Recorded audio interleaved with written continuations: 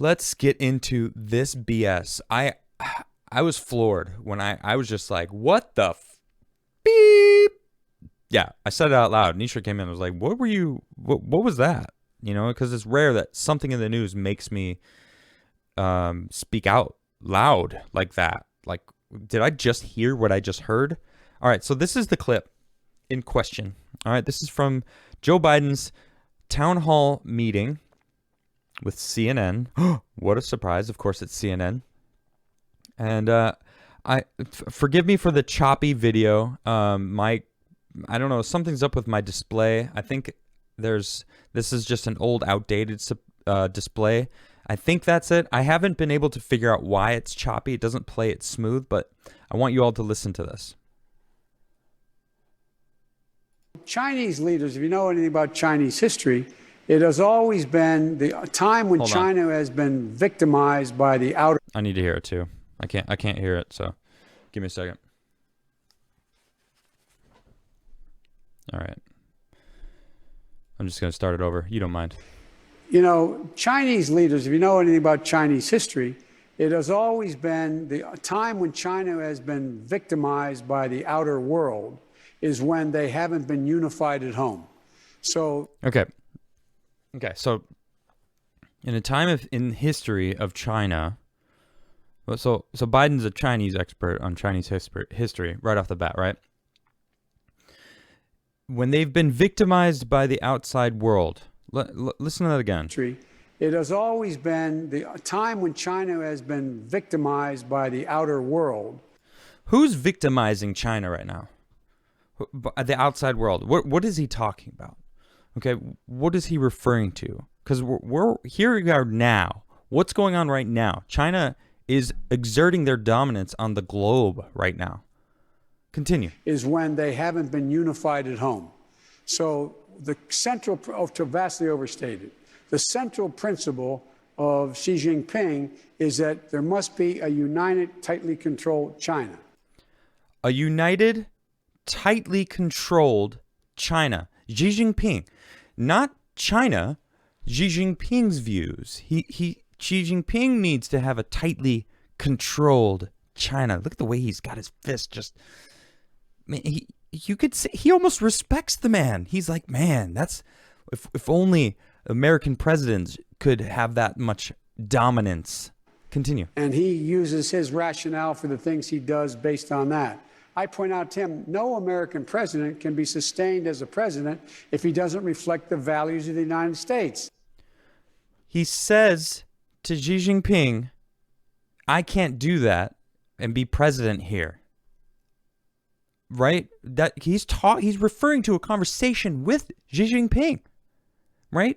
I can't do that. No president can be president of America without, adhering to the values of America. Wow. And so the idea, I'm not going to speak out against what he's doing in Hong Kong, what he's doing.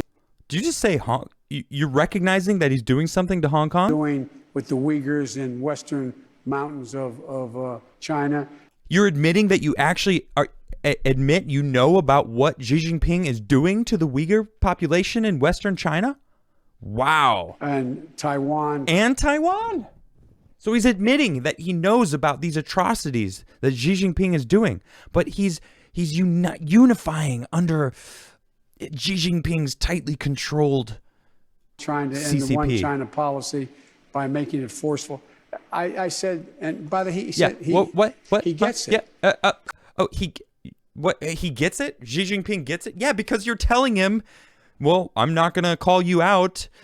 You know what you're doing. It gets worse. Culturally, there are different norms at each country, and their leaders are expected to follow. Oh my gosh. Culturally, there are different norms in different countries. So genocide in China is okay? Because it's a cultural norm for Xi Jinping's tightly controlled CCP? What is going on?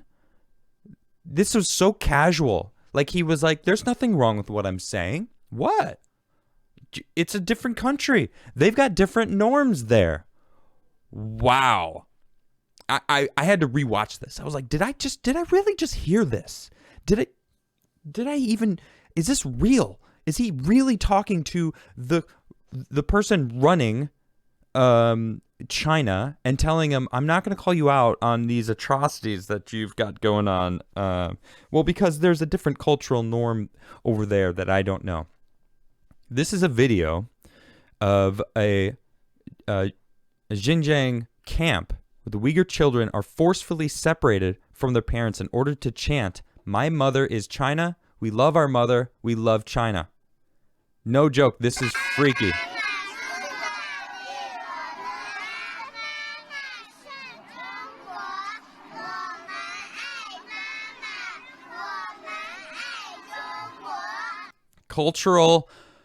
Culturally, there are different norms.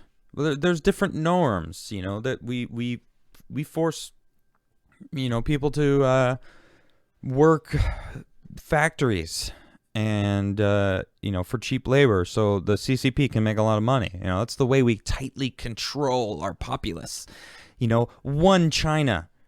One China. What? How is that not? You're okay with one China, but not America first? People are like, America first is racist. And it's like, what's wrong with wanting a strong country to live and prosper? Because when you prosper, you can help others significantly more. That's kind of how it works. When you're on an airplane, you take care of your own air mask before helping others. Because if you pass out, you're no good. And if everyone tries to help you before they help each other, then everyone's passed out. You help yourself first and then help others. If you don't have a good solid core, how are you supposed to help others? How are other people supposed to help you? Right? I mean, so China's basically convinced the president of the United States that genocide is okay. He admitted it. He said it right there. I can't call them out for what they're doing.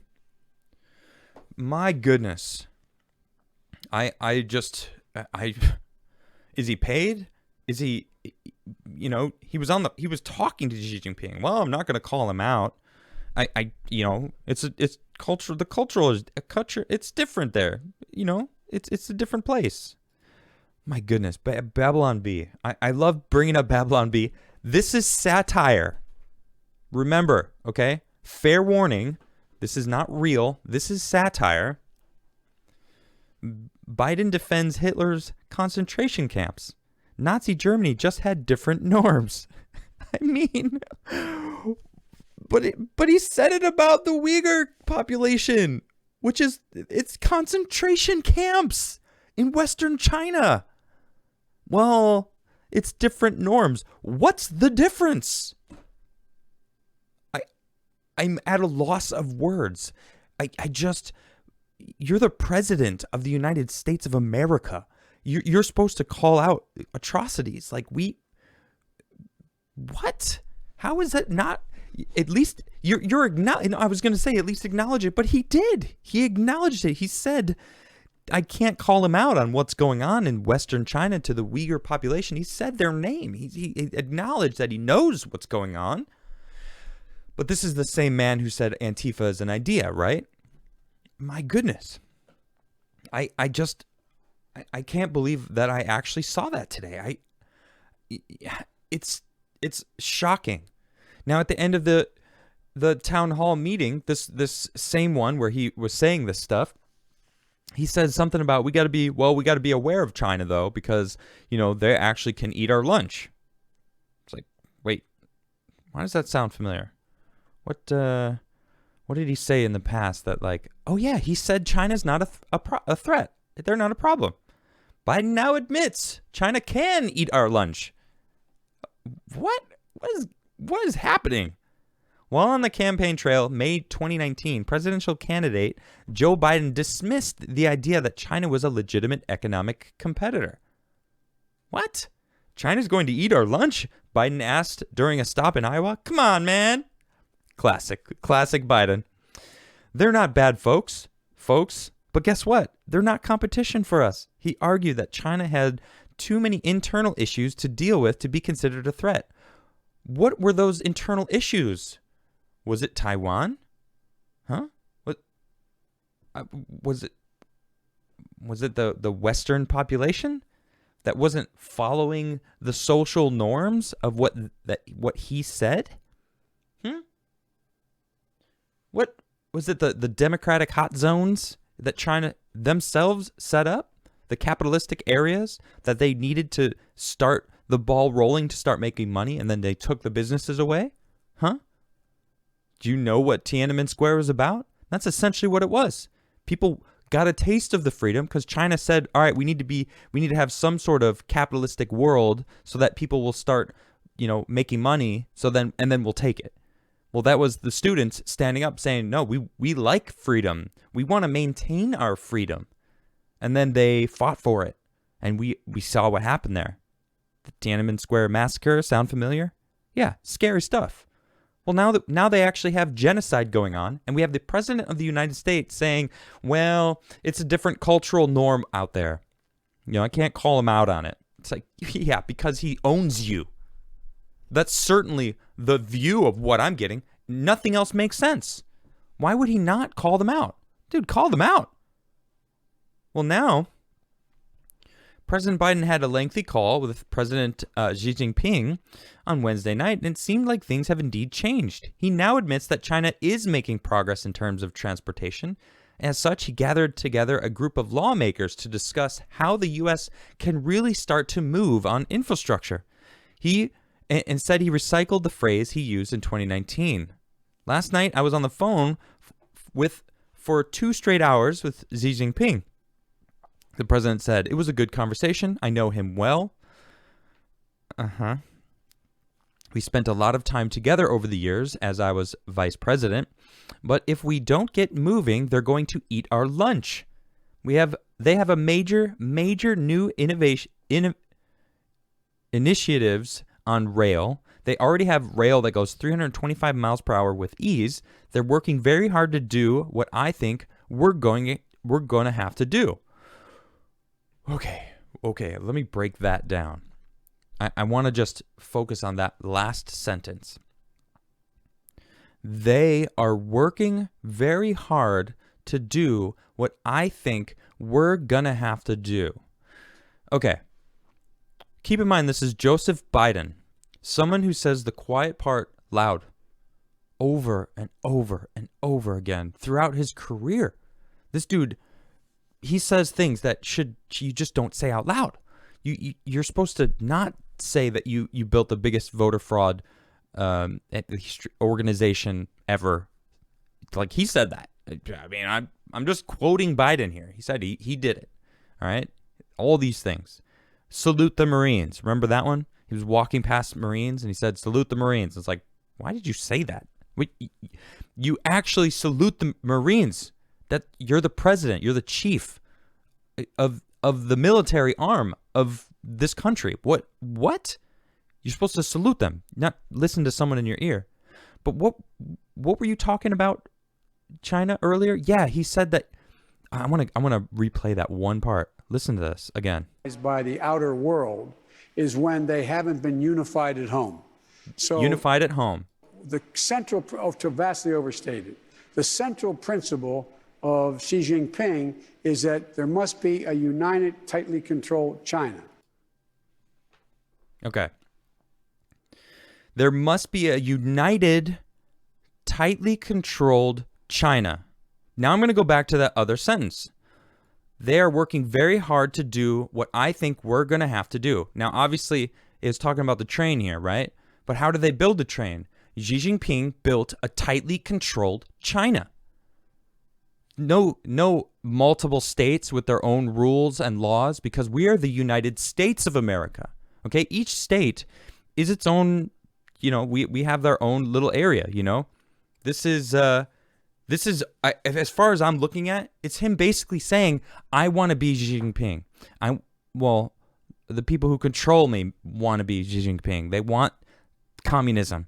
They want the CCP, the Communist Chinese Party, right? They want that here. They want to take over. They want to control everybody. This is what I'm seeing, okay, from a distance. But look at this. He's straight up, he's saying it without saying it. They're working very hard to do what I think we're going to have to do. Are you talking about just building an infrastructure, right? because I've seen the rail that they built. It's a very intensive and incredible that you can go from almost anywhere in eastern China very quickly on a high-speed rail. Well, they've been trying to do that in California for a long time. I mean, Elon Musk has, his Boring Company trying to do like a new network, but none of it's making it happen. Why? Because all of the regulations and things that we have to go jump through in this country, because we care about the environment here. Well, guess who doesn't? They don't care about it over there in China, right? They're just the CCP. It's tightly controlled. Remember, tightly controlled China. It's like, man, why you seem to get turned on a little bit by the prospects of that. My goodness, dude, calm it down a little bit, please. But to really, spearhead that kind of thing, they would have to tell the states, F off. I'm sorry. We're doing this. We're not sorry. Hey, we're building this lane. Anyone who lives in this line, whatever, we're going to just have to pull the trigger. We got to do it. It's ridiculous. I couldn't believe what I said there. If we don't get moving, they're going to eat our lunch. Okay, so what is your plan? Make lunch together with them so that you can all sit at the table and eat all of our lunches? Because that's what it seems like over here. All right? And I don't like that. And now we got Kamala Harris, she's actually talking to world leaders too. For Biden. She got off the phone. She even tweeted out. She's like, I just got off the phone with, the whatever, Macron from France. Or I don't know. Is it Merkel? No, I don't know. Whatever. I didn't read the article. I just saw it in passing. I'm just like, great. She's still she's talking to more other leaders. I'm just like, is Biden even president? What is he even doing? Gosh, it's ridiculous. I just. I'm over it. I'm sick. I'm sick of seeing how obvious it is, and then like Babylon Bees just like making these perfectly astute satirical articles that are actually like they're literally right on the line of like truth and satire, and it's just there's almost hard to differentiate the two,